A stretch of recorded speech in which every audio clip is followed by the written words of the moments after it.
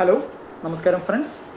ഞാനിപ്പോൾ ഈ വീഡിയോ സെഷനിൽ വന്നിരിക്കുന്നത് ഇന്ന് ബഹുമാനപ്പെട്ട തൃശ്ശൂർ സെഷൻസ് കോർട്ടിൽ നിന്ന് കോർട്ട് ഓർഡർ ഒഫീഷ്യലി വന്നിരിക്കുകയാണ്. അപ്പോൾ അതിൻ്റെ ഒരു അപ്ഡേറ്റ് നിങ്ങളുമായിട്ടൊന്ന് ഷെയർ ചെയ്യുന്നതിന് വേണ്ടിയാണ് ഈ സെഷനിൽ വന്നിരിക്കുന്നത്. അപ്പോൾ നാം ഏവർക്കും അറിയാവുന്ന പോലെ കേസ് നമ്പർ 104358 ഹയർ ഓൺലൈൻ ഷോപ്പിൽ കൊടുത്ത പെറ്റീഷൻ, അതുപോലെ തന്നെ കേസ് നമ്പർ 104359 കോമ്പിറ്റൻ്റ് അതോറിറ്റി കൊടുത്ത പെറ്റീഷൻ. ഈ 104358 എന്ന് പറഞ്ഞാൽ ഹയർ ഓൺലൈൻ ഷോപ്പിൽ 21 നവംബർ 2023 ചേർപ്പ് പോലീസ് സ്റ്റേഷൻ്റെ ഡയറക്ഷൻ പ്രകാരം കോമ്പിറ്റൻ്റ് അതോറിറ്റി ചെയ്ത പ്രൊവിഷണൽ അറ്റാച്ച്മെൻറ്റ് റദ്ദാക്കണം എന്നുള്ളതാണ് 104358 എന്ന് പറഞ്ഞാൽ ഹയർ ഓൺലൈൻ ഷോപ്പിയുടെ പ്രൊവിഷണൽ അറ്റാച്ച്മെൻറ്റ് റദ്ദ് ചെയ്യണമെന്നുള്ളതാണ് കേസ് നമ്പർ 104358 പ്രയർ. അതുപോലെ കേസ് നമ്പർ 104359 സർക്കാർ കൊടുത്തിരിക്കുന്ന അല്ലെങ്കിൽ കോമ്പിറ്റൻ്റ് അതോറിറ്റി കൊടുത്തിരിക്കുന്ന ആപ്ലിക്കേഷൻ്റെ പ്രയർ എന്ന് പറഞ്ഞാൽ ഈ രണ്ടാമത് ഹൈക്കോർട്ടിൽ നിന്ന് ബഹുമാനപ്പെട്ട ഹൈക്കോടതി ആദ്യം വിധിച്ച അറ്റാച്ച്മെൻറ്റ് റദ്ദാക്കണം എന്നുള്ളൊരു ഓർഡർ 21 ജൂണിൽ വന്നിരുന്നു. കാരണം അത് ലിമിറ്റേഷൻ ആക്ട് പ്രകാരം, കാരണം കാലതാമസം കഴിഞ്ഞു, കാരണം 60 ഡേയ്സ് പാരാമീറ്റർ ക്രോസ് ചെയ്തുകൊണ്ടാണ് ആ വിധി പറഞ്ഞിരിക്കുന്നത്. അപ്പോൾ അതിനുശേഷം വീണ്ടും അറ്റാച്ച് ചെയ്തുണ്ടല്ലോ, റീ അറ്റാച്ച്മെൻറ്റ് ചെയ്തല്ലോ, റീ ഇഷ്യൂവൽ ഓർഡർ കൊടുത്തുകൊണ്ട്. അപ്പോൾ അത് അറ്റാച്ച്മെൻറ്റ് കൺഫേം ആക്കണമെന്നാണ് സർക്കാരിൻ്റെ വാദം, കേസ് നമ്പർ 104359. അപ്പോൾ ഇതാണ് ഈ രണ്ട് കേസുകൾ. അപ്പോൾ ഇതിൻ്റെ ഓരോ ഇത് കാരണം ആക്ച്വലി ടോട്ടൽ ഈ കോർട്ട് ഓർഡർ ടോട്ടൽ 69 പോയിൻറ്റ്സ് ഉണ്ട്, ഏകദേശം 27 പേജോളമുണ്ട്. അപ്പോൾ അതിൻ്റെ അകത്ത് ഈ ഓർഡറുമായിട്ട് ബന്ധപ്പെട്ടിട്ടുള്ള പ്രസക്ത ഭാഗങ്ങളാണ് ഞാനിവിടെ ഡിസ്കസ് ചെയ്യാൻ വേണ്ടി ഉദ്ദേശിക്കുന്നത്. അപ്പോൾ ഇവിടെ ഫസ്റ്റ് ഡിസ്കഷനിലേക്ക് വരുന്നതെന്ന് പറഞ്ഞാൽ, ഇപ്പോൾ ബഹുമാനപ്പെട്ട സുപ്രീം കോടതിയും അതുപോലെ ബഹുമാനപ്പെട്ട ഹൈക്കോടതിയെയും ഹയർ ഓൺലൈൻ ഷോപ്പിംഗ് മാനേജ്മെൻറ്റ് സമീപിച്ചായിരുന്നു ഈ രണ്ടാമതും കോമ്പിറ്റൻ്റ് അതോറിറ്റി പ്രൊവിഷണൽ അറ്റാച്ച്മെൻറ്റ് ചെയ്ത നടപടിക്കെതിരെ. അപ്പോൾ സുപ്രീം കോടതി ആണെങ്കിലും അതുപോലെ ഹൈക്കോർട്ടാണെങ്കിലും ഈ രണ്ടാമത് ചെയ്ത പ്രൊവിഷണൽ അറ്റാച്ച്മെൻറ്റ്, കോമ്പിറ്റൻ്റ് അതോറിറ്റി ചെയ്ത പ്രൊവിഷണൽ അറ്റാച്ച്മെൻറ്റ് അത് ഫ്രഷ് പ്രൊസീഡിംഗ് ആണോ അല്ലെങ്കിൽ റീ ഇഷ്യൂൽ ഓഫ് ഓർഡർ ആണോ എന്നുള്ള ഒരു കാര്യം ത്തെക്കുറിച്ചൊരു ഡിസ്കഷനിലേക്ക് വന്നായിരുന്നു. കാരണം ബഹുമാനപ്പെട്ട ഹൈക്കോടതി 21 ജൂണിൽ ഹൈറിച്ചിന് ഫേവർ ചെയ്തുകൊണ്ട് കോർട്ട് ഓർഡർ ഇറക്കുമ്പോൾ അതിനകത്ത് പറയുന്നുണ്ട് ഫ്രഷ് പ്രൊസീഡിങ്സ് വേണമെങ്കിൽ ഇനിഷ്യേറ്റ് ചെയ്യാം എന്നുള്ളൊരു പരാമർശം അവിടെ ഉണ്ട്. അപ്പോൾ ഇവിടെ ഫ്രഷ് പ്രൊസീഡിംഗ് ആണോ റീഇഷ്യൂ ഓഫ് ഓർഡർ ആണോ എന്നുള്ള ഒരു ചോദ്യത്തിനുള്ള ഉത്തരത്തിന് വേണ്ടിയാണ് ബഹുമാനപ്പെട്ട ഹൈക്കോടതി 5 നവംബർ 2024 ഇത് സെഷൻസ് കോർട്ടിലേക്ക് അയച്ചത്. അപ്പോൾ അതിൻ്റെ വാദമാണ്, അതിൻ്റെ പോയിൻ്റാണ് ഞാൻ ഇപ്പോൾ ഡിസ്കസ് ചെയ്യാൻ പോകുന്നത്. അപ്പോൾ ഹയർ ഓൺലൈൻ ഷോപ്പിയെ റെപ്രസെൻറ്റ് ചെയ്ത് ഹയർ ഓൺലൈൻ ഷോപ്പിയുടെ അഡ്വക്കേറ്റ്സ് പറഞ്ഞത്, കാരണം ഇതൊരു ഫ്രഷ് പ്രൊസീഡിങ്സിനെ കുറിച്ചോ അല്ലെങ്കിൽ ഒരു റീഇഷ്യൂ ഓഫ് എ പ്രൊവിഷണൽ ഓർഡറിനെ കുറിച്ചോ പ്രൊവിഷണൽ അറ്റാച്ച്മെൻറ്റിനെ കുറിച്ചോ ബഡ്സ് ആക്ടിൽ ഒരു പ്രൊവിഷനിലും ഡിസ്കസ് ചെയ്യുന്നില്ല എന്നുള്ളത് പറഞ്ഞു ബഹുമാനപ്പെട്ട കോടതി. അപ്പോൾ കോടതി അത് ശരിവെക്കുന്നുണ്ട്. അപ്പോൾ കോടതി അവിടെ ഉപയോഗിച്ചിരിക്കുന്നത് പോയിന്റ് നമ്പർ 22 and 23 ഉപയോഗിച്ചിരിക്കുന്നത് there is no such express provision in BUDS Act എന്ന് തന്നെയാണ്. അത് എഗ്രി ചെയ്യുന്നു. കാരണം അങ്ങനെ ഒരു പ്രൊവിഷൻ, ഒരു fresh provisional order of attachment കൊടുക്കാനോ അല്ലെങ്കിൽ ഒരു reissual of the very same provisional order of attachment ചെയ്യാനുള്ള ഒരു പ്രൊവിഷൻ ബഡ്സ് ആക്ടിൽ ഡിസ്കസ് ചെയ്യുന്നില്ല. ഓക്കെ. അപ്പോൾ ഇവിടെ തൃശ്ശൂർ സെഷൻസ് കോർട്ട് അവിടെ അവരുടെ ഒരു ഒപ്പീനിയനിലേക്ക് വരുന്ന ഒരു പോയിന്റ് എന്ന് പറഞ്ഞാൽ, ഇതിനെക്കുറിച്ച് ബഡ്സ് ആക്ട് 2019 ഡിസ്കസ് ചെയ്യാത്തത് കൊണ്ട്, കാരണം പ്രൊവിഷണൽ അറ്റാച്ച്മെൻറ്റ് ഫ്രഷ് പ്രൊസീഡിങ്സിനെ കുറിച്ചും അതുപോലെ റീഇഷ്യൂവിനെ കുറിച്ചും ഡിസ്കസ് ചെയ്യുന്നില്ല. സോ അതുകൊണ്ട് കോടതി പറയുന്നത് ഇത് ചെയ്തെന്ന് പറഞ്ഞ് തെറ്റില്ല എന്നുള്ള ഒരു ഡയറക്ഷനാണ് അവിടെ കോടതി പറയുന്നത്. കാരണം അതിനെക്കുറിച്ച് ഡിസ്കസ് ചെയ്യാത്തത് കൊണ്ട് there is no express ban എന്നാണ് അവിടെ ഉപയോഗിച്ചിരിക്കുന്ന വേർഡ്. അപ്പോൾ ഒരു കാര്യത്തിനെക്കുറിച്ച് പറയാത്തത് കൊണ്ട് അവിടെ ഒരു എക്സ്പ്രസ് ബാനിൻ്റെ ഒരു ആവശ്യം ഇല്ല എന്നുള്ളത് ഒരു ഡയറക്ഷനാണ് അവിടെ കോടതിയുടെ ഒബ്സർവേഷൻ. കോടതി അവിടെ പറഞ്ഞിരിക്കുന്നത് ഈ ബഡ്സ് ആക്ടിൻ്റെ ഉദ്ദേശശുദ്ധി പ്രൊട്ടക്റ്റ് ചെയ്യുന്നതിന് വേണ്ടി ഇപ്പോൾ ഈ പ്രൊവിഷണൽ അറ്റാച്ച്മെൻറ്റ് ഫ്രഷ് പ്രൊസീഡിങ്സോ അല്ലെങ്കിൽ റീഇഷ്യൂവലിനെ കുറിച്ച് പരാമർശമില്ലെങ്കിലും ഈ ബഡ്സ് ആക്ടിൻ്റെ ഉദ്ദേശശുദ്ധി പ്രൊട്ടക്റ്റ് ചെയ്യുന്നതിന് വേണ്ടി അങ്ങനെ ചെയ്യാമെന്നുള്ള ഒരു ഒബ്സർവേഷനിലാണ് തൃശ്ശൂർ കോർട്ട് ഇപ്പോൾ വന്നിരിക്കുന്നത്. അതാണ് അവരുടെ ഒബ്സർവേഷൻ. അപ്പോൾ അവർ ഈ റീഇഷ്യൂവൽ ഓഫ് ഓർഡർ ആണോ അല്ലെങ്കിൽ ഫ്രഷ് പ്രൊസീഡിങ്സിനെ കുറിച്ചോ അതിനെക്കുറിച്ച് അവർ കമൻറ്റ് ചെയ്യുന്നില്ല. ഇതിൻ്റെ ഉദ്ദേശശുദ്ധി ബഡ്സ് ആക്ടിൻ്റെ ഉദ്ദേശശുദ്ധി പ്രൊട്ടക്റ്റ് ചെയ്യണമെന്നുള്ളൊരു ഒബ്സർവേഷനാണ് കോടതിയുടെ ഫ്രണ്ടിൽ നിന്ന് ഇപ്പോൾ വന്നിരിക്കുന്നത്. അപ്പോൾ കോടതി അവിടെ നോട്ട് ചെയ്തിരിക്കുന്ന അല്ലെങ്കിൽ അവിടെ ഹൈലൈറ്റ് ചെയ്തിരിക്കുന്ന കേസ് എന്ന് പറഞ്ഞാൽ Kerala state legal service authority versus state of Kerala 2023 നടന്ന കേസാണ്. അപ്പോൾ അതാണ് അവിടെ കോട്ട് ചെയ്തിരിക്കുന്നത്. അപ്പം അതുപോലെ തന്നെ സുപ്രീം കോർട്ടിലെ state of Uttar Pradesh versus principal Abhay Nanda inter college and others, ഇത് ആക്ച്വലി ബഡ്സ് ആക്റ്റുമായിട്ട് ബന്ധപ്പെട്ടിട്ടുള്ള കേസിൻ്റെ റെഫറൻസ് അല്ല അവിടെ കോട്ട് ചെയ്തിരിക്കുന്നത്, വേറെ കേസുകളാണ്. പക്ഷേ ഒരു ഫ്രഷ് പ്രൊസീഡിങ്ങോ ഒരു റീഷ്യൽ ഓർഡറിനോ അതിൻ്റെ ഒരു കാര്യം ഹൈലൈറ്റ് ചെയ്യുന്നതിന് വേണ്ടി അവിടെ എടുത്തതാണ്. അല്ലാതെ ബഡ്സ് ആക്റ്റുമായിട്ട് ബന്ധപ്പെട്ടുള്ള കേസിൻ്റെ അല്ല ഈ രണ്ട് കേസുകൾ ഇപ്പോൾ ഡിസ്കസ് ചെയ്യുന്നത് അവിടെ ഹൈലൈറ്റ് ചെയ്തിരിക്കുന്നത്.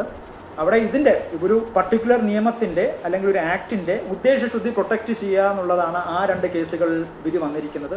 അതുകൊണ്ട് ഈ ഒരു കേസിലും അതിൻ്റെ ഉദ്ദേശശുദ്ധി പ്രൊട്ടക്റ്റ് ചെയ്യുക എന്നുള്ള ഒരു ഒപ്പീനിയനിലാണ് തൃശ്ശൂർ കോർട്ട് ഇപ്പോൾ വന്നിരിക്കുന്നത്. അതാണ് വന്നിരിക്കുന്നത്. അപ്പോൾ അവിടെ അവർ ഉദ്ദേശിച്ചിരിക്കുന്നത് റീസണബിൾ ആയിരിക്കണം, കൺസ്ട്രക്റ്റീവ് ആയിരിക്കണം, പർപ്പസീവ് ആയിരിക്കണം ഒരു ആക്ടിനെ പ്രൊട്ടക്റ്റ് ചെയ്യുന്നതിന് വേണ്ടി. റീസണബിൾ, കൺസ്ട്രക്റ്റീവ് ആൻഡ് പർപ്പസീവ്, ഇത് മൂന്നും സാറ്റിസ്ഫൈ ചെയ്യുന്നുണ്ടെങ്കിൽ അങ്ങനെ ഒരു ആക്ഷൻ ചെയ്യുന്നതിൽ തെറ്റില്ല എന്നുള്ളൊരു ഒബ്സർവേഷനിലാണ് തൃശ്ശൂർ കോടതി വന്നിരിക്കുന്നത്. ഓക്കെ, കാരണം അതുപോലെ തന്നെ ഒരു കാര്യം കൂടെ നിങ്ങളുടെ ശ്രദ്ധയിലേക്ക് കൊണ്ടുവരാനുള്ളതെന്ന് പറഞ്ഞാൽ ഈ ബഡ്സ് ആക്ട് എന്ന് പറഞ്ഞാൽ നോട്ട് വിത്ത് സ്റ്റാൻഡിങ് ക്ലോസ് ഉള്ള ഒരു നിയമമാണ്. ഈ നോട്ട് വിത്ത് സ്റ്റാൻഡിങ് ക്ലോസ് എന്ന് പറഞ്ഞാൽ ഇപ്പോൾ ഈ ഒരു പർട്ടിക്കുലർ കാര്യം ഇപ്പോൾ സപ്പോസ് ബഡ്സ് ആക്ടിൽ ഒരു പർട്ടിക്കുലർ കാര്യം പറയുന്നതെന്ന് വിചാരിക്കാം. ഓക്കെ, ആ ഒരു കാര്യം തന്നെ വേറെ ഒരു നിയമത്തിൽ പറയുന്നുണ്ടെങ്കിൽ അവിടെ ബഡ്സ് ആക്ടിൽ പറഞ്ഞിട്ടുള്ള കാര്യത്തിന് ഇമ്പോർട്ടൻസ് കൊടുക്കത്തുള്ളൂ. എന്നാൽ അതുപോലെ തന്നെ ഇപ്പോൾ ബഡ്സ് ആക്ടിൽ പറയാത്ത അല്ലെങ്കിൽ ബഡ്സ് ആക്ട് ഇൻക്ലൂഡ് ചെയ്യാത്ത ഒരു കാര്യത്തിനെ കുറിച്ചാണ് ഇപ്പോൾ ഒരു ഡിസ്കഷൻ വരുന്നതെങ്കിൽ അതിനൊരു ഉദാഹരണം പറഞ്ഞുതരാം. ഇപ്പോൾ ബഡ്സ് ആക്ടിൽ ഇപ്പോൾ suppose for example buds Act എന്ന് പറഞ്ഞാൽ ഒരു കമ്പനിക്ക് വേണ്ടി മാത്രമല്ല, ഇപ്പോൾ കമ്പനിയാകാം, പാർട്ണർഷിപ്പ് ഫേംസിനാകാം, അല്ലെങ്കിൽ സോൾ പ്രൊപ്രൈറ്റർഷിപ്പ് ഒരു ഉടമസ്ഥൻ ഉള്ള സ്ഥാപനങ്ങൾക്കാവാം. അതിന് മൊത്തത്തിൽ കോമൺ ആയിട്ടാണ് ഈ ബഡ്സ് ആക്ട്. അപ്പോൾ ഞാൻ നിങ്ങളുടെ ഒരു ശ്രദ്ധയിലേക്ക് കൊണ്ടുവരുന്നതെന്ന് പറഞ്ഞാൽ ഇപ്പോൾ ഈ ബഡ്സ് ആക്ടിൽ ഇപ്പോൾ ബഡ്സ് ആക്ടിൽ ഇപ്പോൾ കമ്പനിയിൽ എത്ര അംഗങ്ങളുണ്ടാകാം, ഒരു പ്രൈവറ്റ് ലിമിറ്റഡ് കമ്പനിക്ക് എത്ര അംഗങ്ങളാകാം, അല്ലെങ്കിൽ പബ്ലിക് ലിമിറ്റഡ് കമ്പനിയുടെ എത്ര അംഗങ്ങൾ, അതിനെക്കുറിച്ചൊന്നും ബഡ്സ് ആക്ടിലല്ല ഡിസ്കസ് ചെയ്യുന്നത്. അവിടെയൊക്കെ എല്ലാം കമ്പനീസ് ആക്ടിലാണ് ഡിസ്കസ് ചെയ്യുന്നത്. മനസ്സിലായി? അപ്പം ആ കാര്യങ്ങളെല്ലാം കമ്പനീസ് ആക്ട് തന്നെ റെഫർ ചെയ്യണം. അപ്പോൾ ഇപ്പോൾ കോടതിയുടെ ഒബ്സർവേഷൻ ഇങ്ങനെയാണ് ഇപ്പോൾ വന്നിരിക്കുന്നത്. ഉദ്ദേശശുദ്ധി പ്രൊട്ടക്റ്റ് ചെയ്യുന്നതിന് വേണ്ടി ഇങ്ങനെ ചെയ്യാമെന്നുള്ളൊരു ഒപ്പീനിയനാണ് വന്നിരിക്കുന്നത്. പക്ഷേ BUDS Act notwithstanding clause ആയതുകൊണ്ട് ഇപ്പോൾ ഒരു നിയമത്തിൽ അതിനെക്കുറിച്ച് ഡിസ്കസ് ചെയ്യുന്നില്ലെങ്കിൽ മറ്റ് നിയമവും കൂടി ഒരു റെഫറൻസിലേക്ക് വരണം എന്നുള്ള ഒരു ക്ലോസ് ഈ ആക്റ്റിലുണ്ട്. അതെന്തായാലും ലെറ്റ്സ് സീ, ഇനി അടുത്തുള്ള ഫർദർ പ്രൊസീഡിങ്സിൽ അതിനെക്കുറിച്ചുള്ള ഡിസ്കഷൻ വരുമെന്നാണ് എൻ്റെ ഒരു വിശ്വാസം കോടതികളിൽ. അതുപോലെ തന്നെ പിന്നെ പറഞ്ഞിരിക്കുന്നതെന്ന് പറഞ്ഞാൽ ഇപ്പോൾ ഈ പ്രൊവിഷ്യൽ അറ്റാച്ച്മെൻറ്റ് ചെയ്ത ഇതുണ്ടല്ലോ, അതിനകത്ത് പോയിന്റ് നമ്പർ 33 പറയുന്നത് ഈ ബഡ്സ് ആക്ടിൽ കോമ്പറ്റൻ്റ് അതോറിറ്റിക്ക് ഒരു സിവിൽ കോടതിയുടെ പവേഴ്സ് കൊടുത്തിട്ടുണ്ട്. അത് ഡിസ്കസ് ചെയ്യുന്നത് സെക്ഷൻ 7 ഓഫ് ബഡ്സ് ആക്റ്റും അതുപോലെ rule number 6 of Kerala BUDS റൂൾസിലും. കാരണം ഒരു കോമ്പറ്റൻ്റ് അതോറിറ്റിക്ക് ഇപ്പം സപ്പോസ് ഇപ്പം നിയമത്തിൽ പറയാത്തത് കൊണ്ട് ഒരു സിവിൽ കോടതിയുടെ ഒരു പവർ കൊടുത്തിരിക്കുന്നത് കൊണ്ട് അവർക്ക് വേണമെങ്കിൽ അങ്ങനെ ഒരു റീഷ്വൽ ഒരു സ്റ്റെപ്പിലേക്ക് പോകാമെന്നുള്ള ഒരു ഒബ്സർവേഷനാണ് അവിടെ രണ്ടാമത് കോടതിയുടെ ഒരു ഒബ്സർവേഷൻ. അപ്പോൾ കോഡ് ഓഫ് സിവിൽ പ്രൊസീജിയറിൻ്റെ അനുസരിച്ചുള്ള ഒരു സിവിൽ കോടതിക്കുള്ള എല്ലാ പവേഴ്സും കോമ്പറ്റൻ്റ് അതോറിറ്റിക്ക് ഉണ്ട് ആസ് പെർ സെക്ഷൻ 7, അതുപോലെ as per rule number 6 of Kerala buds rules. അതുകൊണ്ടാണ് അപ്പോൾ ഇപ്പോൾ നിയമത്തിൽ ഇപ്പോൾ ബഡ്സ് ആക്ടിൽ ഇപ്പോൾ ഫ്രഷ് പ്രൊസീഡിങ്സിനെ കുറിച്ചോ അല്ലെങ്കിൽ റീഷ്വലിനെ കുറിച്ചോ പറഞ്ഞിട്ടില്ലെങ്കിലും അങ്ങനെ ചെയ്യാമെന്നുള്ള ഒരു ഒപ്പീനിയനിലേക്കാണ് കോടതി അവിടെ വന്നിരിക്കുന്നത്. ഓക്കെ, അവർക്ക് വേണമെങ്കിൽ ഒരു ഇൻ്ററിം ഓർഡർ വേണമെങ്കിൽ ഇറക്കാം എന്നുള്ളൊരു ഡയറക്ഷനാണ് അവിടെ വന്നിരിക്കുന്നത്. ഓക്കെ, അതുപോലെ പിന്നെ വന്നിരിക്കുന്ന പോയിന്റ് എന്ന് പറഞ്ഞാൽ ഹൈറിച്ച് ഓൺലൈൻ ഷോപ്പിയുടെ അഡ്വക്കേറ്റ്സ് റേസ് ചെയ്തെന്ന് പറഞ്ഞാൽ, കാരണം നാം ഏവർക്കും അറിയാവുന്ന പോലെ ഇത് ശ്രീ വത്സൻ എന്ന ഒരു വ്യക്തിയുടെ പരാതിമേൽ ഹൈറിച്ച് ഓൺലൈൻ ഷോപ്പിയുടെ ഒരു മെമ്പറല്ല. അപ്പോൾ ഒരു വത്സൻ എന്ന് പറഞ്ഞ ഒരു വ്യക്തിയുടെ പേരിലുള്ള ഒരു കംപ്ലൈൻറ്റ് ബേസിലാണ് ചേർപ്പ് പോലീസ് സ്റ്റേഷൻ ഈ FIR സ്വീകരിക്കുകയും അതുമായിട്ട് ബന്ധപ്പെട്ടിട്ട് ഇൻവെസ്റ്റിഗേഷൻ നടത്തിയത്. എന്നിട്ട് അത് കോമ്പിറ്റൻ്റ് അതോറിറ്റിയെ അറിയിക്കുകയും കോമ്പിറ്റൻ്റ് അതോറിറ്റി അതുമായിട്ട് ആ ഒരു ഇൻവെസ്റ്റിഗേഷൻ റിപ്പോർട്ട് ബേസ് ചെയ്തുകൊണ്ട് പ്രൊവിഷണൽ അറ്റാച്ച്മെൻറ്റിലേക്ക് വന്നിരിക്കുന്നത്.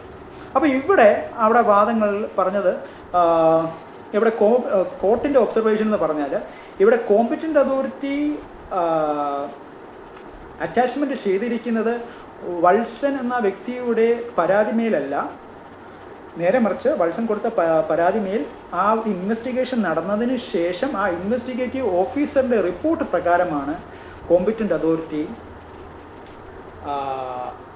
എന്ന് പറഞ്ഞാൽ ഈ ചേർപ്പ് പോലീസ് സ്റ്റേഷനിലെ SHO സ്റ്റേഷൻ ഹൗസ് ഓഫീസർ നടത്തിയ ഇൻവെസ്റ്റിഗേഷൻ്റെ ബേസിസിലാണ് കോമ്പിറ്റൻ്റ് അതോറിറ്റി അവിടെ പ്രൊവിഷണൽ അറ്റാച്ച്മെൻറ്റ് ചെയ്തിരിക്കുന്നതെന്നാണ് കോടതിയുടെ ഒബ്സർവേഷൻ അവിടെ റേസ് ചെയ്തിരിക്കുന്നത്. പിന്നെ അതുപോലെ തന്നെ ഇതിൻ്റെ തന്നെ വേറെ ഡിസ്കഷൻ വന്ന ഒരു കാര്യമെന്ന് പറഞ്ഞാൽ പോയിന്റ് നമ്പർ 47 അവിടെ എനിക്കൊരു അത് ആ കോർട്ട് ഓർഡറിൽ ആ പോയിന്റ് നമ്പർ 47 വായിച്ചപ്പോൾ അതിൻ്റെ അകത്ത് അവിടെ പരാമർശം എന്ന് പറഞ്ഞാൽ ഈ 10,000 യൂണിറ്റ്സ് എനിക്ക് തോന്നുന്നു ഹൈറിച്ചിൻ്റെ ഡിജിറ്റൽ പ്ലാനിനെ കുറിച്ചുള്ളതാണെന്ന് തോന്നുന്നു. സബ്സ്ക്രിപ്ഷൻ എന്നുള്ളൊരു വാക്കാണ് അവിടെ കോടതി ഉപയോഗിച്ചിരിക്കുന്നത്. ഇത് സബ്സ്ക്രിപ്ഷൻ ആണോ, ഇതൊരു റെഡീം കൂപ്പൺ? ആക്ച്വലി എൻ്റെ ഒരു നോളജിൽ ഇതൊരു റെഡീം കൂപ്പൺ എന്നുള്ള രീതിയിലാണ് ഒരു സബ്സ്ക്രിപ്ഷൻ എന്നുള്ളൊരു, കാരണം സബ്സ്ക്രിപ്ഷനൊക്കെ നമ്മൾ നോർമലി ഇപ്പോൾ സേ ഫോർ എക്സാമ്പിൾ ഒരു OTTയുടെ അതിൻ്റെ ആണെങ്കിൽ സബ്സ്ക്രിപ്ഷൻ പറയാം, അല്ലെങ്കിൽ അങ്ങനെയുള്ള കാര്യങ്ങൾ. അത് ഇപ്പോൾ ഈ റെഡീം കൂപ്പൺ ഒരു സബ്സ്ക്രിപ്ഷൻ എനിക്കത് മനസ്സിലാവുന്നില്ല. അത് എന്തായാലും അവിടെ സബ്സ്ക്രിപ്ഷൻ എന്നുള്ളൊരു വേർഡാണ് അവിടെ യൂസ് ചെയ്തിരിക്കുന്നത്. അപ്പോൾ അവിടെ ആ പോയിന്റ് അവിടെ റേസ് ചെയ്തതെന്ന് പറഞ്ഞാൽ ഹൈറിച്ച് ഓൺലൈൻ ഷോപ്പി അഡ്വക്കേറ്റ്സ് കോടതിയിൽ ഞാൻ നേരത്തെ മുൻപത്തെ വീഡിയോ സെഷനിൽ അതിനെക്കുറിച്ച് ഡിസ്കസ് ചെയ്തിട്ടുണ്ടായിരുന്നു. ഫ്ലിപ്കാർട്ട് അതുപോലെ ആമസോൺ അതുപോലെയുള്ള ഒരു ഓപ്പറേഷൻസ്, ഒരു നേച്ചർ ഓഫ് ഓപ്പറേഷൻസ് ആണ് ഹൈറിച്ച് ഓൺലൈൻ ഷോപ്പി നടത്തിക്കൊണ്ടുവരുന്നത്. കൂപ്പൺസ് റെഡീം ചെയ്യാം അപ്പോൾ അവിടെ ഒരു ഒബ്സർവേഷൻ അവിടെ അവർ കോടതി പറഞ്ഞിരിക്കുന്നതെന്ന് പറഞ്ഞാൽ ഈ കോർട്ട് പ്രൊസീഡിങ്സിൻ്റെ ഇടയിൽ തന്നെ ഇതിൻ്റെ ഹൈറിച്ച് ഓൺലൈൻ ഷോപ്പിയുടെ വെബ്സൈറ്റ് സർവീസ് പ്രൊവൈഡറിനെയൊക്കെ വിളിച്ചിട്ടുണ്ടായിരുന്നു. അങ്ങനെ കോർട്ടിൽ ലൈവായിട്ട് തന്നെ ഇത് ബാക്കി വെബ്സൈറ്റ് ഓപ്പൺ ചെയ്ത് കാണുകയും, അപ്പോൾ ഓപ്പൺ ചെയ്ത് കണ്ടപ്പോൾ ഇതുപോലെ ഈ സബ്സ്ക്രിപ്ഷൻ യൂണിറ്റ് 10,000 യൂണിറ്റ്സിൻ്റെ സബ്സ്ക്രിപ്ഷൻ യൂണിറ്റ്സ് അവിടെ ഉപയോഗിച്ചിരിക്കുന്നതെന്ന് പറഞ്ഞാൽ ഒരു ഡൈവേഴ്സിഫൈഡ് ആയിട്ടുള്ള ഒരു കാര്യങ്ങളിലേക്കാണ്. അപ്പോൾ ഒരു ഒബ്ജക്റ്റീവ് അവിടെ ക്ലിയർ ആകുന്നില്ല എന്നുള്ള ഒരു ഒപ്പീനിയനാണ് കോർട്ടിൻ്റെ ഒബ്സർവേഷനിൽ അവിടെ ചൂണ്ടിക്കാട്ടിയിരിക്കുന്നത്. പിന്നെ അതുപോലെ തന്നെ സർക്കാരിനെ കോമ്പിറ്റൻ്റ് അതോറിറ്റിയെ റെപ്രസെൻ്റ് ചെയ്തുകൊണ്ട് അവരുടെ പബ്ലിക് പ്രോസിക്യൂട്ടർ 37 കോപ്പിയോളം FIRസിൻ്റെ കോപ്പിയോളം കോടതിയിൽ ഹാജരാക്കി. അപ്പോൾ ഇത്രയധികം പരാതികളുണ്ടെന്നുള്ള ഒരു കൺസേണാണ് അവിടെ റേസ് ചെയ്തിരിക്കുന്നത്. അതുപോലെ തന്നെ പല സ്റ്റേഷനുകളിൽ പല FIRs രജിസ്റ്റർ ആയിട്ടുണ്ടെന്നുള്ള ഒരു വാദം അവിടെ കൊണ്ടുവന്നു. 37 കോപ്പി FIRs അവിടെ കോടതിയിൽ സമർപ്പിച്ചു എന്നാണ് ഓർഡറിൽ അവിടെ മെൻഷൻ ചെയ്തിരിക്കുന്നത്. അപ്പോൾ കോമ്പിറ്റൻ്റ് അതോറിറ്റി, അപ്പം അവിടെ ആ ഒരു പോയിന്റിൽ ഹൈറിച്ച് ഓൺലൈൻ ഷോപ്പിയുടെ അഡ്വക്കേറ്റ്സ് റേസ് ചെയ്ത പോയിന്റ് എന്ന് പറഞ്ഞാൽ കോമ്പിറ്റൻ്റ് അതോറിറ്റി ഏതൊക്കെ ഡോക്യുമെൻറ്റ്സ് ആണ് കേസ് അന്വേഷണത്തിൻ്റെ ഇനിഷ്യൽ സ്റ്റേജിൽ അത് മാത്രമേ കൺസിഡർ ചെയ്യാവൂ. പ്രൊഫഷണൽ അറ്റാച്ച്മെൻറ്റിന് ശേഷം വന്ന FIRസിന് കൺസിഡർ ചെയ്യരുത് എന്നുള്ള കാരണം ഓൾറെഡി അറ്റാച്ച് ചെയ്തിരിക്കുന്ന സംഭവത്തിന് മേൽ വീണ്ടും FIRs ഇട്ട് അതെങ്ങനെ കൺസിഡർ ചെയ്താൽ അതെങ്ങനെയാണ് ഈ ആക്ടിന് അത് റിലവൻ്റ് ആവുന്നതെന്നുള്ളൊരു ചോദ്യം വന്നു. അപ്പോൾ അവിടെ കോടതിയുടെ പോയിൻ്റാണ് പറഞ്ഞത് ജസ്റ്റിസ്. അത് റേസ് ചെയ്തിരിക്കുന്നത് പോയിന്റ് നമ്പർ 66 പോയിന്റ് നമ്പർ അത് മെൻഷൻ ചെയ്തിരിക്കുന്നത് ഇതേ പോയിന്റുകൾ തന്നെയാണ്. പോയിന്റ് നമ്പർ 47 തന്നെ അവിടെ കുറച്ച് താഴോട്ട് വരുമ്പോഴേക്കും അവിടെ റേസ് ചെയ്തിരിക്കുന്നതെന്ന് പറഞ്ഞാൽ it can be taken into account all relevant materials placed on record before it. ഇപ്പോൾ കോടതിയുടെ മുന്നിൽ എന്തൊക്കെ, അത് ബഡ്സ് ആക്ടിലെ റൂൾ നമ്പർ 9 പറയുന്നത്. Actually BUDS act rules 2020 rule 9 discuss ചെയ്യുന്നത്. The court can taken into account all relevant materials placed on record before it എന്നാണ് അവിടെ ഉദ്ദേശിക്കുക. അപ്പം കോടതിയുടെ മുമ്പിൽ സമർപ്പിച്ചിരിക്കുന്ന റെക്കോർഡ്സ് കോടതിക്ക് കൺസിഡർ ചെയ്യാമെന്നുള്ളൊരു ഒപ്പീനിയനാണ്. അപ്പോൾ ഹൈറിച്ച് ഓൺലൈൻ ഷോപ്പിയുടെ അഡ്വക്കേറ്റ്സ് അവിടെ റേസ് ചെയ്തത് ഇത് കോമ്പിറ്റൻ്റ് അതോറിറ്റിയുടെ ഫ്രണ്ടിൽ ആദ്യം സ്റ്റേറ്റ് പോലീസ് സ്റ്റേഷൻ സബ്മിറ്റ് ചെയ്ത റെക്കോർഡ്സിൻ്റെ അടിസ്ഥാനത്തിൽ വേണം, അല്ലെങ്കിൽ അതുമായിട്ട് ബന്ധപ്പെട്ടിട്ട് വേണം, ഇല്ല പുതിയതായിട്ട് വന്നിരിക്കുന്ന FIRസിന് മേൽ വെച്ചുകൊണ്ട് വിധി പറയരുത്, അല്ലെങ്കിൽ അതുമായിട്ട് ബന്ധപ്പെട്ടിട്ട് ഒരു ഒബ്സർവേഷനിലേക്ക് വരരുത് എന്നുള്ള ഒരു ഡയറക്ഷൻ പറഞ്ഞായിരുന്നു അഡ്വക്കേറ്റ്സ് ഹൈറിച്ച് ഓൺലൈൻ ഷോപ്പിയുടെ. പക്ഷേ അവിടെ കോടതിയുടെ observation rule number 9 buds rules 2020 വെച്ചുകൊണ്ടാണ് കോടതിയിൽ മുമ്പേ ഇരിക്കുന്ന ഏതൊക്കെ റെക്കോർഡ്സാണോ ഇപ്പോൾ പബ്ലിക് പ്രോസിക്യൂട്ടർ സബ്മിറ്റ് ചെയ്തിരിക്കുന്നത് അത് കൺസിഡർ ചെയ്യാമെന്നുള്ള ഒരു ഒപ്പീനിയനാണ്. അത് ബഡ്സ് ആക്റ്റിലല്ല അത് പറഞ്ഞിരിക്കുന്നത്, റൂൾ നമ്പർ 9 ബഡ്സ് റൂൾസ് 2020 അത് പറഞ്ഞിരിക്കുന്നത്. പിന്നെ വന്നിരിക്കുന്ന പോയിന്റ് എന്ന് പറഞ്ഞാൽ നമുക്ക് ഇവർക്കും അറിയാവുന്ന പോലെ ഈ ബഹുമാനപ്പെട്ട കോമ്പറ്റൻ്റ് അതോറിറ്റി കൊടുത്ത ഇതുണ്ടല്ലോ, case number 10435 case number 10435 Highrich Online ഷോപ്പിയെ റെസ്പോണ്ടൻറ്റ് സെക്ഷനിൽ ഇൻക്ലൂഡ് ചെയ്തില്ലായിരുന്നു. അപ്പോൾ അതിനും ഇപ്പോൾ നോർമലി ഒരു കേസിൽ ഒരു ഇത് ഇൻക്ലൂഡ് ചെയ്യണമെങ്കിൽ ഒരു ടൈം ഫ്രെയിം ഉണ്ട്. പക്ഷേ അതിൽ ഇത് വളരെ കേസിൻ്റെ വാദങ്ങളെല്ലാം കഴിഞ്ഞതിന് ശേഷമാണ് അത് നോട്ടീസിലേക്ക് വരുന്നത്. കാരണം ഹൈറിച്ച് ഓൺലൈൻ ഷോപ്പിയുടെ പേര് റെസ്പോണ്ടൻറ്റ് സെക്ഷനിൽ കേസ് നമ്പർ 10435 ഇൻക്ലൂഡ് ചെയ്തിട്ടില്ല എന്നുള്ളത്. അപ്പോൾ അവിടെ കോടതിയുടെ ഒരു ഒബ്സർവേഷൻ ഒരു due to some clerical mistake എന്നുള്ള ഒരു രീതിയിലേക്കാണ് അവിടെ വരുന്നത്. ഹൈറിച്ച് ഓൺലൈൻ ഷോപ്പിയുടെ അഡ്വക്കേറ്റ്സ് അതിൻ്റെ ലിമിറ്റേഷൻ ആക്ട് പ്രകാരം ടൈം ബാർ കഴിഞ്ഞു, ടൈം ബാറിംഗ് ഉണ്ട് എന്നുള്ള ഒരു പോയിന്റ്സ് റേസ് ചെയ്തായിരുന്നു. അപ്പോൾ അവർ കോടതിയുടെ ഒരു ഒബ്സർവേഷനിൽ പറയുന്നതെന്ന് പറഞ്ഞാൽ ഈ കേസിൻ്റെ ആസ്പദമാക്കി 27 ജൂലൈയിൽ ഹൈറിച്ച് ഓൺലൈൻ ഷോപ്പിക്ക് വേണ്ടി ഹൈറിച്ച് ഓൺലൈൻ ഷോപ്പിയുടെ Highrich Online Shoppe objection raise ചെയ്തിരുന്നു. അപ്പോൾ അതിൻ്റെ അകത്ത് മെൻഷൻ ചെയ്തിരുന്നത് അതിൻ്റെ ഒബ്ജക്ഷൻ കൊടുത്തിരിക്കുന്നത് ഇങ്ങനെയാണ്: messrs Highrich Online Shoppe private limited managing director Koloth Das പ്രതാപനും, അതുപോലെ മെസ്സേഴ്സ് ഹൈറിച്ച് ഓൺലൈൻ ഷോപ്പി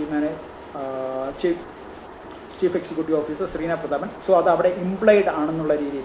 അപ്പോൾ അവിടെയും ഹൈറിച്ചിനെ അവരുടെ ഒബ്ജക്ഷനെ തന്നെ അവിടെ ഹൈറിച്ചിനെ ഉൾപ്പെടുത്തി അവർ തന്നെ മെയിൻ റെസ്പോണ്ടൻറ്റ് തന്നെ അവിടെ ഹൈറിച്ചിനെയും കൂടെ അവിടെ അഡ്രസ്സ് ചെയ്യുന്നുണ്ട്.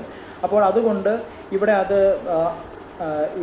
റെസ്പോണ്ടൻറ്റ് സെക്ഷനിൽ വിട്ടുപോയത് കൊണ്ട് കുഴപ്പമില്ല, may be due to some clerical mistake എന്നുള്ളൊരു ഒബ്സർവേഷനിലാണ് അവിടെ കോടതി വന്നിരിക്കുന്നത്. അതിനെക്കുറിച്ച് ഡിസ്കസ് ചെയ്യുന്നത് പോയിന്റ് നമ്പർ 66 അതുപോലെ പോയിന്റ് നമ്പർ 63 ഓക്കെ. പിന്നെ അതുപോലെ ഞാൻ പറഞ്ഞല്ലോ ഇത് മൊത്തത്തിൽ 69 പോയിൻറ്റ്സ് ഉള്ള ഇത് കോർട്ട് ഓർഡറാണ്.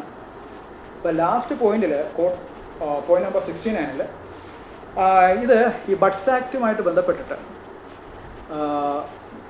ഒരു ആപ്ലിക്കേഷൻ ഡെസിഗ്നേറ്റഡ് കോർട്ടിന്, സെഷൻസ് കോർട്ടിന് കിട്ടിക്കഴിഞ്ഞാൽ അതിന് ഒരു 6 മാസത്തിനുള്ളിൽ തീർപ്പ് കൽപ്പിക്കണമെന്നാണ്. 6 months ആണ് time frame, okay, buds act പ്രകാരം. അപ്പോൾ ഇവിടെ ജസ്റ്റിസ് അവിടെ മെൻഷൻ ചെയ്യുന്നത് പോയിന്റ് നമ്പർ 69 ഈ 6 months ടൈം കഴിഞ്ഞു ആക്ച്വലി.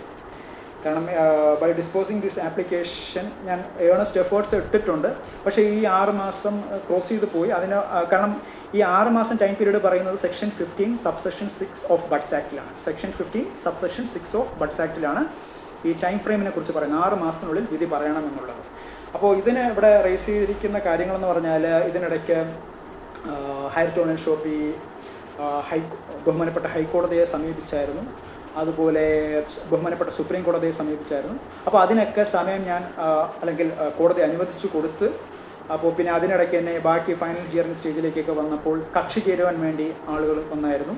അപ്പോൾ അതുകൊണ്ടാണ് ഇത്രയും ഡിലേ വന്നു എന്നുള്ളത് ജസ്റ്റിസിൻ്റെ അവിടെ നിന്നുള്ള ഒബ്സർവേഷൻ. അതുകൊണ്ടാണ് 6 months ക്രോസ് ചെയ്ത് പോയത്. കാരണം ബഡ്സ് ആക്ടിൽ ഇപ്പം ഒരു നിയമമാകുമ്പോൾ, ഒരു ആക്ട് ആകുമ്പോൾ ഡേയ്സിനും വളരെയധികം റിലവൻസ് ഉണ്ട്. അപ്പോൾ ഇപ്പോൾ ഇവിടെ ഈ 6 months എന്ന് പറഞ്ഞാൽ ആ ഒരു ടൈം ഫ്രെയിം ഇവിടെ ക്രോസ് ചെയ്യുകയാണ് ആക്ച്വലി. ഇപ്പോൾ ഈ ഒരു രീതി ഇപ്പോൾ ഈ കേസ് നമ്പർ 10435 അതുപോലെ കേസ് നമ്പർ 10435 എടുത്താൽ ജൂൺ 24 ആണെന്ന്, ജൂൺ 24 21 ഇതിപ്പം ഫയലിംഗ് ആണ് 21, ജൂൺ 24 എന്തോ ആണ് ഇതിപ്പോൾ രജിസ്റ്റർ ആയത്. അപ്പോൾ അന്ന് മുതൽ 6 monthsനുള്ളിൽ ഇതിന് വിധി പറയണമെന്നാണ്. അപ്പോൾ അതിപ്പോൾ വെച്ച് നോക്കുമ്പോൾ ഇപ്പോൾ ഈ വിധി വന്നിരിക്കുന്നത് 28th ജനുവരിയിലാണ്. അപ്പോൾ ഏകദേശം 6 months കഴിഞ്ഞ് 7 months ആയി. അപ്പോൾ അവിടെ ബഡ്സ് ആക്ടിലെ സെക്ഷൻ 15 സബ്സെക്ഷൻ 6 ബഡ്സ് ആക്ടിലെ ആ ഒരു ടൈം ഫ്രെയിം അവിടെ ഓവർ റൈഡ് ചെയ്യുന്നുണ്ട്. അപ്പോൾ അതിൻ്റെ ഉള്ള ഒരു എക്സ്പ്ലനേഷനാണ് ജസ്റ്റിസ് അവിടെ കൊടുത്തിരിക്കുന്നത്. ഞാൻ മാക്സിമം ട്രൈ ചെയ്തു, I have put my earnest effort എന്നാണ് അവിടെ ഒബ്സർവേഷനിൽ പറഞ്ഞിരിക്കുന്നത് പോയിന്റ് നമ്പർ 69. അപ്പോൾ ഇതുമായിട്ട് ബന്ധപ്പെട്ടിട്ട് അപ്പോൾ ഇവിടെ വന്നിരിക്കുന്നതെന്ന് പറഞ്ഞാൽ, ഇവിടെ ഇപ്പോൾ വിധിയിൽ വന്നിരിക്കുന്ന സംഗതി എന്ന് പറഞ്ഞാൽ, ഈ കേസ് നമ്പർ 10435 ഹൈറിച്ച് ഓൺലൈൻ ഷോപ്പിൽ കൊടുത്തിരുന്ന പ്രെയർ ഉണ്ടല്ലോ, ഈ 21 നവംബർ 2023 കൊടുത്തിരുന്ന പ്രൊവിഷൻ അറ്റാച്ച്മെൻറ്റ് റദ്ദ് ചെയ്യുന്നു. അത് ഓൾറെഡി ഹൈക്കോടതി അതിനെ കോഷ് ചെയ്തതാണ്. അപ്പോൾ വീണ്ടും ഈ പ്രെയറിൽ അത് റദ്ദ് ചെയ്യുന്നു എന്നുള്ളത് എന്തായാലും ഇപ്പോൾ നമ്മുടെ സബ്സ്ക്രൈബേഴ്സിൽ അതിനെക്കുറിച്ച് കൂടുതൽ അറിയാവുന്നവർക്ക് വേണമെങ്കിൽ അതിനെക്കുറിച്ച് കമൻറ്റ് ചെയ്യാം. അത് ഓൾറെഡി അത് കോഷ് ചെയ്തിരിക്കുകയാണ് 21 ജൂണിൽ. അപ്പം വീണ്ടും അത് എനിക്കത് അതിനെക്കുറിച്ച് വലിയൊരു ക്ലാരിറ്റി കിട്ടുന്നില്ല അവിടെ. അപ്പം അത് ആ അറ്റാച്ച്മെൻറ്റ് ക്യാൻസലേഷൻ ചെയ്യാനുള്ള ഡയറക്ഷനാണ് അവിടെ പറഞ്ഞിരിക്കുന്നത്, ഈ 21 നവംബർ 2023 അറ്റാച്ച്മെൻറ്റ്. എന്നാൽ നേരെ മറിച്ച് 21 ജൂണിൽ ഹൈക്കോടതിയുടെ വിധി വന്നതിന് ശേഷം വീണ്ടും ഒരു 5-6 മണിക്കൂർ ഗ്യാപ്പിൽ വീണ്ടും ആ ചെയ്ത അറ്റാച്ച്മെൻറ്റിനെ ശരിവെക്കുകയും ചെയ്യുന്നു എന്നുള്ള ഒരു ഓർഡറാണ് ഇപ്പോൾ ബഹുമാനപ്പെട്ട തൃശ്ശൂർ കോർട്ടിൽ നിന്ന് വന്നിരിക്കുന്നത്. അവിടെ ഞാൻ നേരത്തെ പറഞ്ഞ പോലെ അവിടെ കോടതി കണ്ടിരിക്കുന്ന ഒബ്സർവേഷൻ എന്ന് പറഞ്ഞാൽ ബഡ്സ് ആക്ട് പ്രൊട്ടക്റ്റ് ചെയ്യുക എന്നുള്ള ഒരു ഉദ്ദേശശുദ്ധി മാത്രം അവിടെ കണക്കിലെടുത്താൽ മതി. ബഡ്സ് ആക്ടിൽ അവിടെ പ്രൊവിഷണൽ അറ്റാച്ച്മെൻറ്റിനെ കുറിച്ച് fresh proceedings of provisional attachment അല്ലെങ്കിൽ റീഷ്വൽ ഓർഡർ ഓഫ് പ്രൊവിഷണൽ അറ്റാച്ച്മെൻറ്റിനെ കുറിച്ച് അവിടെ ഡിസ്കസ് ചെയ്യുന്നില്ല എന്ന് പറഞ്ഞാൽ അത് ചെയ്തെന്ന് പറഞ്ഞ് തെറ്റില്ല എന്നുള്ള ഒരു ഒബ്സർവേഷനിലാണ്. നിയമത്തിൽ പറഞ്ഞില്ലെങ്കിലും അപ്പം നിയമത്തിൽ അത് പറയാത്തത് കൊണ്ട് അത് ചെയ്തുകൊണ്ട് തെറ്റില്ല എന്നുള്ളൊരു ഒബ്സർവേഷനാണ് ഇപ്പോൾ തൃശ്ശൂർ കോർട്ട് വന്നിരിക്കുന്നത്. അപ്പോൾ എന്തായാലും എനിക്ക് ഫീൽ ചെയ്യുന്നത് എന്തായാലും ഡെഫിനറ്റ്ലി ഇതിപ്പോൾ ഒരു ഓർഡറാണ്, ഇതൊരു ഫൈനൽ ജഡ്ജ്മെൻ്റ് ആയിട്ടൊന്നും ഇത് ഇപ്പം എനിക്ക് തോന്നുന്നു നമ്മുടെ ഫ്രണ്ട്സിന് നോർമലി ജഡ്ജ്മെൻറ്റും ഓർഡറും രണ്ട് പദങ്ങളാണ്. ഈ ജഡ്ജ്മെൻറ്റ് എന്ന് പറഞ്ഞാൽ ഫൈനൽ ഡിസിഷനാണ്. ഓർഡർ എന്ന് പറഞ്ഞാൽ ഒരു പർട്ടിക്കുലർ പ്രോസസ്സിനെ അല്ലെങ്കിൽ ഒരു പർട്ടിക്കുലർ പ്രൊസീജിയറിനെ കുറിച്ച് ഡിസ്കസ് ചെയ്യുന്ന ഇതിനെയാണ് ഓർഡേഴ്സ് എന്ന് പറയുന്നത്. അപ്പോൾ എന്തായാലും ഇതുമായിട്ട് ഹയർ ഓൺലൈൻ ഷോപ്പിൽ ചലഞ്ച് ചെയ്യുമെന്ന് തന്നെയാണ് എൻ്റെ ഒരു പ്രഡിക്ഷൻ. എന്തായാലും അപ്പീലുമായിട്ട് ബഹുമാനപ്പെട്ട ഹൈക്കോടതി സമീപിക്കും. എന്തായാലും സമീപിച്ചിട്ടുണ്ട് ഓൾറെഡി. നമുക്ക് കാണാം ഇന്ന് ഹൈക്കോടതി സ്റ്റേ ആപ്ലിക്കേഷൻ സ്റ്റേയും അതുപോലെ ഒരു അപ്പീൽ ആപ്ലിക്കേഷൻ ഹയർ ഓൺലൈൻ ഷോപ്പിൽ മൂവ് ചെയ്തിട്ടുണ്ടെന്നുള്ള ഒരു അപ്ഡേറ്റും കൂടെ നിങ്ങളോട് ഒന്ന് ഷെയർ ചെയ്യാനുണ്ട്. അപ്പോൾ എന്തായാലും ഇപ്പോൾ എനിക്ക് ഫീൽ ചെയ്യുന്നത് എന്തായാലും തൃശ്ശൂർ സെഷൻസ് കോർട്ടിൽ നിന്നുള്ള ഒരു ഡയറക്ഷൻ വന്നു കഴിഞ്ഞു. അപ്പോൾ ഇനിയിപ്പോൾ ഫർദർ കാര്യങ്ങൾ കമൻറ്റ് ചെയ്യേണ്ടത് ഹൈക്കോർട്ടാണ്. കാരണം ഇതിൻ്റെ അകത്ത് ഡെപ്പോസിറ്റേഴ്സിനെ പ്രൊട്ടക്റ്റ് ചെയ്യണമെന്നാണ് ഈ കോർട്ട് ഓർഡറിൽ എല്ലായിടത്തും പറയുന്നത്. ഇവിടെ ഇപ്പം ഹൈറസിൽ അസോസിയേറ്റ് ചെയ്തിരിക്കുന്ന ഒരു ഡെപ്പോസിറ്റേഴ്സ് ആണോ മെമ്പേഴ്സ് ആണോ, അപ്പോൾ ഇതിനെക്കുറിച്ചുള്ള ഡിസ്കഷനൊക്കെ ഇനി അതിനെക്കുറിച്ചൊക്കെ ഒരു ഫൈനൽ കൺക്ലൂഷനിലേക്ക് വരേണ്ട ഒരു കാര്യമാണ്. ഇത് ഡെപ്പോസിറ്റേഴ്സ് ആണോ മെമ്പേഴ്സ് ആണോ, അപ്പോൾ അതിനെക്കുറിച്ചുള്ള വാദങ്ങളൊക്കെ ഇനി വരുമെന്നുള്ള ഒരു ഫീലിംഗ് ആണ് എനിക്ക് തോന്നുന്നത് നിങ്ങളോട് ഷെയർ ചെയ്യാനുള്ളത്. അപ്പോൾ ഇതൊക്കെയാണ് ഇപ്പോൾ വന്നിരിക്കുന്നത്. അപ്പോൾ അതുമായിട്ട് ബന്ധപ്പെട്ടിട്ട് ഇപ്പോൾ ഈ പറഞ്ഞിരിക്കുന്ന പ്രൊവിഷണൽ അറ്റാച്ച്മെൻറ്റ് ആബ്സല്യൂട്ട് എന്ന് പറഞ്ഞാൽ പെർമനൻ്റ് ആക്കുന്നു എന്നുള്ള ഒരു ഓർഡറാണ് ഇപ്പോൾ വന്നിരിക്കുന്നത്. അപ്പം ഇഫ് നെസസറി വേണമെങ്കിൽ ഇപ്പോൾ ഈ അറ്റാച്ച് ചെയ്തിരിക്കുന്ന പ്രോപ്പർട്ടീസ് വേണമെങ്കിൽ കോമ്പറ്റൻ്റ് അതോറിറ്റിക്ക് ബാക്കിയുള്ള പ്രൊസീജിയർ അല്ലെങ്കിൽ പ്രോസസ്സുമായിട്ട് മുന്നോട്ട് പോകാമെന്നുള്ള ഒരു ഡയറക്ഷനാണ് ഇപ്പം തൃശ്ശൂർ കോർട്ടിൽ നിന്ന് വന്നിരിക്കുന്നത്. എന്തായാലും ഇപ്പോൾ ബഡ്സ് ആക്ട് പ്രകാരം ബഡ്സ് ആക്ട് നോർമൽ പറയും വിത്തിൻ 60 days ടൈം ഫ്രെയിമിൽ അപ്പീലുമായിട്ട് ഹൈക്കോടതി സമീപിക്കാം. അപ്പോൾ ഇതെല്ലാം ഒരു പ്രോസസ്സ് കഴിഞ്ഞതിന് ശേഷം അതുകൊണ്ടായിരിക്കും അവിടെ ഇഫ് നെസസറി എന്നുള്ള വാക്ക്. കാരണം ഇത് ബഡ്സ് ആക്ട് എന്ന് പറഞ്ഞാൽ ഇതിൻ്റെ ഒരു കമ്പനിയിൽ ഇപ്പം ഡെപ്പോസിറ്റേഴ്സിനെ പ്രൊട്ടക്റ്റ് ചെയ്യാനുള്ള ആക്റ്റാണ്. അപ്പോൾ ഇതിൻ്റെ അകത്ത് 2-3 കാര്യങ്ങൾക്ക് ഒരു ആൻസർ വരാൻ ഇരിക്കുന്നു എന്നുള്ളതാണ് എനിക്ക് ഫീൽ ചെയ്യുന്നത്. കാരണം ഇതൊരു ഡെപ്പോസിറ്റേഴ്സ് ആണോ ഇതിൻ്റെ അകത്ത് ഹൈറസിൽ അസോസിയേറ്റ് ചെയ്തിരിക്കുന്നത്, അതോ ഹൈറസിൻ്റെ മെമ്പേഴ്സ് ആണോ? കാരണം പദങ്ങൾ മാറുമ്പോൾ അർത്ഥങ്ങൾ മാറുകയാണ്.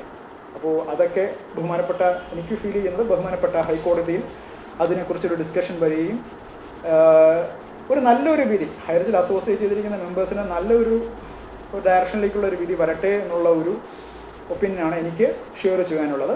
പിന്നെ അതുപോലെ നമ്മുടെ ചാനലിൻ്റെ താഴെ കുറേ കമൻറ്റുകൾ കണ്ടായിരുന്നു. മേ ബി അതിനകത്ത് കുറേയൊക്കെ എനിക്കൊന്ന് സീരിയസ് ആയിട്ടുള്ള കമൻറ്റ്സാണ്. ചിലതൊക്കെ മേ ബി ഇതുമായിട്ട് സംഘടിതമായിട്ട് ഈ ഹൈർ ഓൺലൈൻ ഷോപ്പ് പ്രസ്ഥാനം ഇവിടെ ഉണ്ടാവാൻ പാടില്ല എന്നുള്ള ഒരു ഡയറക്ഷനിൽ ഉള്ള കമൻറ്റുകളും കണ്ടായിരുന്നു.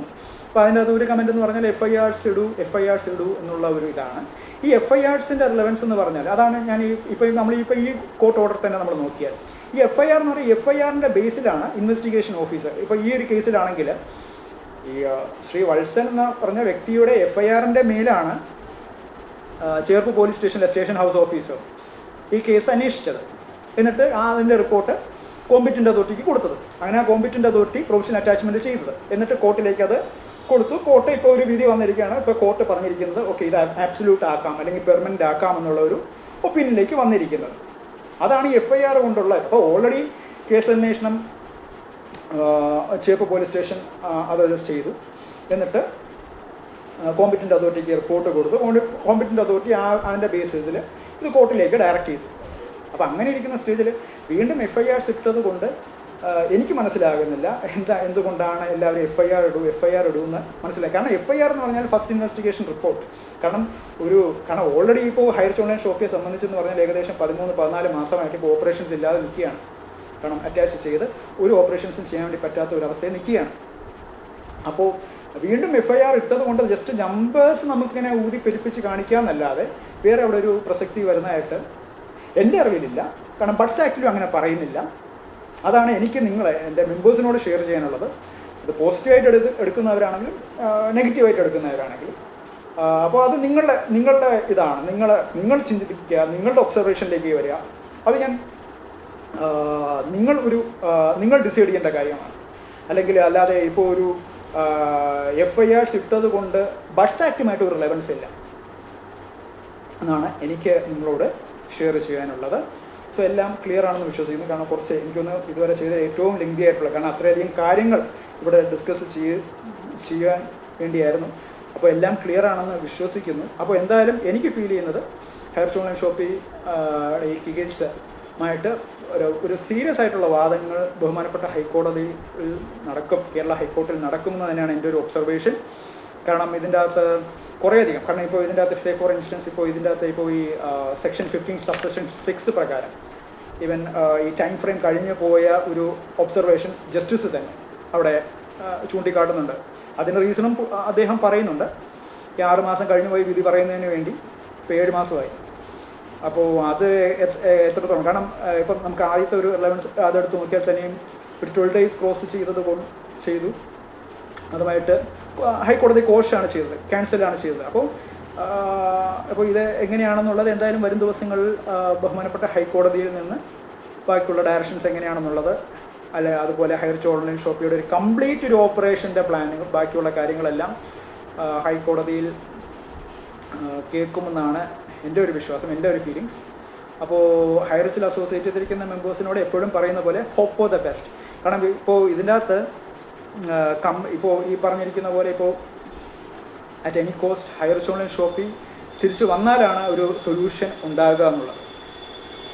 അല്ലാതെ എൻ്റെ പേഴ്സണലി പറയുന്നതാണ് സൊല്യൂഷൻ ഉണ്ടാകുന്നുള്ളത്. അല്ലാതെ ഇപ്പോൾ അറ്റാച്ച് ചെയ്തിരിക്കുന്ന പ്രോപ്പർട്ടീസ് എന്ന് പറഞ്ഞാൽ ഇപ്പം പത്രമാധ്യമങ്ങളിലും ഇപ്പോൾ അല്ലാതെ ഇപ്പോൾ റിപ്പോർട്ടിൽ ഏകദേശം 213 crores പ്ലസ് ഇനി ബാക്കിയുള്ള പ്രോപ്പർട്ടീസും അതെല്ലാം കൂടെ ഇപ്പോൾ അറ്റാച്ച് ചെയ്ത ഹൈറിച്ചിലുള്ള എല്ലാ മെമ്പേഴ്സിനും ഇപ്പോൾ ഈ ഓർഡറിൽ പറഞ്ഞിരിക്കുന്ന ഇക്വിറ്റബിളി കൊടുക്കണമെന്നാണ്, പ്രൊപ്പോർഷണേറ്റ് ബേസിസിൽ കൊടുക്കാൻ വേണ്ടി സാധിക്കുമോ എന്നുള്ളത് അറിയേണ്ട ഒരു കാര്യമാണ്. കാരണം ഇത്രയും 213 കോടി രൂപ കൊടുത്തുകൊണ്ട് എങ്ങനെയാണ് എല്ലാ മെമ്പേഴ്സിനെയും സാറ്റിസ്ഫൈ ചെയ്യാൻ വേണ്ടി പറ്റുക? കാരണം ഹൈറിച്ചിൽ അത്രയധികം മെമ്പേഴ്സ് ഉണ്ട്. ഇപ്പോൾ ഹൈറിച്ച് എന്ന് പറഞ്ഞാൽ കേരളത്തിൽ മാത്രം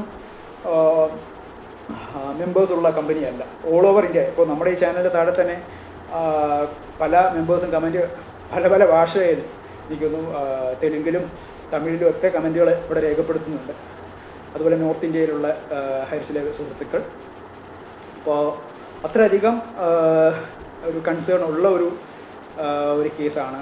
അപ്പോൾ ബഹുമാനപ്പെട്ട കേരള ഹൈക്കോടതി നല്ല ഒരു ഡയറക്ഷൻസിലേക്ക് തന്നെ കാര്യങ്ങൾ വരും, സ്പീഡപ്പ് ആക്കുമെന്നുള്ളൊരു പ്രതീക്ഷയിൽ തന്നെയാണ്. കാരണം ഇത്രയധികം ഫാമിലീസ് സ്ട്രഗിൾ ചെയ്തുകൊണ്ടിരിക്കുകയാണ് all over India, not only Kerala, all over India struggle ചെയ്തുകൊണ്ടിരിക്കുകയാണ്.